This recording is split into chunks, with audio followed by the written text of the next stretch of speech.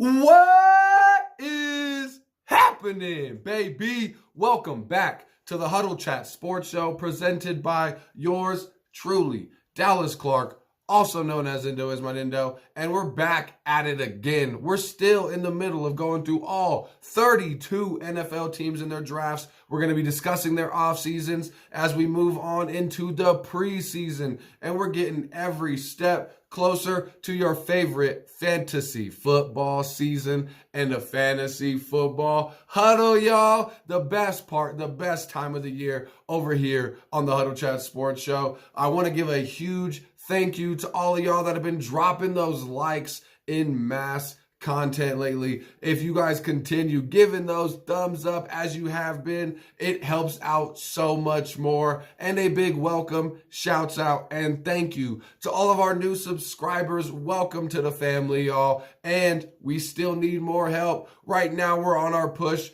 to 100 before we hit our push to 1,000 subscribers, and we've been getting more and more every day. So take 2 seconds out of your time real quick, look down, and if you have not subscribed to the channel yet, make sure you click that subscribe button and also hit the notifications bell and stay notified, because like I said, we're going through all 32 teams right now talking about the drafts. We're going to be moving into the offseason as we approach preseason and get to fantasy football season. And we talk about more than football here. Football is just our main stay on the Huddle Chat Sports Show. But we got all the introductions out the way, all the thank yous out the way. Now's the time for the invitation. Now's the time that I invite you, and there's absolutely no peer pressure if you don't blame me for your bad decisions. But it's not a bad decision if you take right now and take this invite and smoke them if you got them, fill up your cups, roll something up, and let's get right into the news.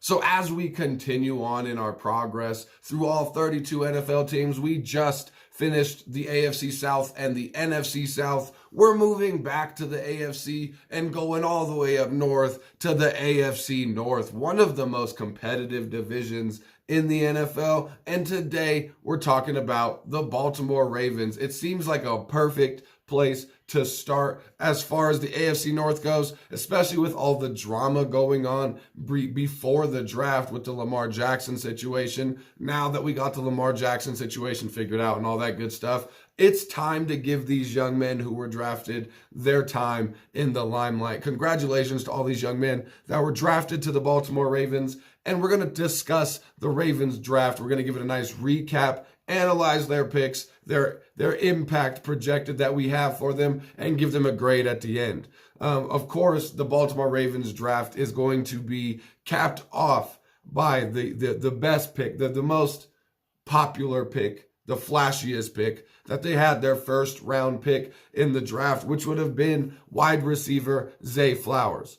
Zay Flowers reminds me a lot of Antonio Brown. When Antonio Brown was coming out of college, we just hope and pray to God he has a lot less baggage than AB did himself. But his game is very similar. His style is very similar to Antonio Brown, but he's got explosiveness to the level of, I would say, Tyreek Hill. I'm not saying that he would beat Cheetah in a race. I'm not saying that he can outrun Tyreek Hill no matter whether it's 40 or 100 or whatever we're doing, but I'm saying he has explosiveness and agility and back and forth speed like Tyreek Hill has. You see that explosiveness out of him as soon as you turn the tape on. I definitely think he is going to grow to be the best wide receiver that the Baltimore Ravens have, especially with what they currently have on their roster. I mean, let's face it, this young man is a full on professional. He has the work ethic. He is extremely loyal and buys in to the system, and he has an absolutely exceptional skill set. He's definitely what you would want, what any team wants and needs in their wide receiver room. He played extremely well in Boston College, despite pretty piss poor quarterback play, let's be honest. And if you look at the fact that he already added 11 pounds between the end of the season and the combine, and he didn't sacrifice any of his speed or agility. He's already coming into his man body. He's already adding weight on in the correct way. So you see, he already knows the few things he's going to need to work on to become the instant candidate for Offensive Rookie of the Year that he is going to be. If you're going to be putting your money in, whether it's FanDuel, DraftKings, whatever you're using, whatever betting platform you're using, and you're trying to put in a nice bet for Offensive Rookie of the Year, Zay Flowers is going to be a good person to put your money on. I think especially now that they got the Lamar Jackson situation figured out, they're adding in a true professional in the wide receiver room to a team that hasn't really been able to hit in the draft on wide receiver for a very long time. He's going to be what they expected out of Hollywood Brown and much better. I definitely think Zay Flowers, of course, was a great pick. The next pick that they had in the draft is going to be Trenton Simpson, the linebacker coming out of Clemson. I mean, first of all, the young man is coming out of a school that just seems to breed NFL-ready defensive players. He's got great size and athleticism. You would, of course, want to see him add weight, but as we say with a lot of these young men, it's going to come as he's getting his man body. He's an extremely high-level tackler, and I think that's something that doesn't get talked about nearly as much for Trenton Simpson, but I personally think he honestly could have been taken in the first round, and this was a big steal for the Baltimore Ravens to be able to grab Trenton Simpson. Before we move on to their later picks in the draft, I want to give a huge shout out and thank you to our sponsor, Danklyfe brand. You may see the tumblers behind us with the THC, and the Indo is my Nindo logos on them, and that's just the beginning. We do have a few things that we're giving away, and now that we're moving into the NFC North, I'm proud to show you one of our other giveaways that we're going to be doing. This nice, fresh Pittsburgh Steelers tumbler. We have a few. We have baseball as well. We got the Tampa Bay Rays. They're on an absolute tear. They've been dominating their recent series with the Yankees, if you did not know. And as always, of course, the Kobe Bryant Mamba tumbler. And these are just a few that I'm willing to bust out and show y'all before we do the giveaway. We're going to be having tons of these different types of customized sports merchandise, not just tumblers, but hoodies, t-shirts, pants, all of that as well as some THC Sports merchandise also. And the giveaway will start as soon as we hit 100 subscribers. The way that we've been doing things, if you do not know, anybody that subscribes between 0 and 100 here on the new channel is going to get 2-time entries into the giveaway for all of these products that we're going to be giving away. And if you're following us on Facebook or Instagram, you get a follow for both. So if you go right now, check out our Facebook page at The Huddle Chat. Check out our Twitter at The Huddle Chat as well. You can go ahead right now if you're subscribed and get 4 entries into the giveaways. And that's going to be 4 entries into each giveaway that we're doing. Also, like I said, we cannot do this without your help. So make sure you share this out. Tell a friend to tell a friend. We need y'all to help grow this community that we're trying to get. It's year 4 now, y'all. And what a better time to really kick things into high gear. Speaking of kicking things into high gear, I definitely really think when you're looking at the Baltimore Ravens' later picks in the draft, they really kicked it into high gear. Their next pick that I'm going to talk about is Tavius Robinson, the defensive lineman out of Ole Miss.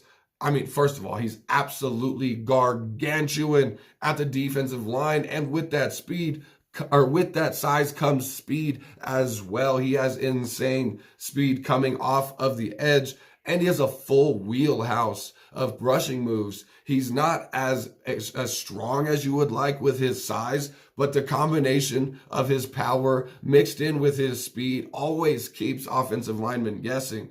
He has a ton of potential, and he can be an all-pro one day, to be honest with you. I expect him to really be talking about being a starter in this defense by the end of this season. Tavius Robinson out of Ole Miss was a great pick, but one of their best picks, I think, was Caillou Blue Kelly that they grabbed. First of all, he had an impressive performance at the Senior Bowl and at the Combine, which really helped out his draft stock.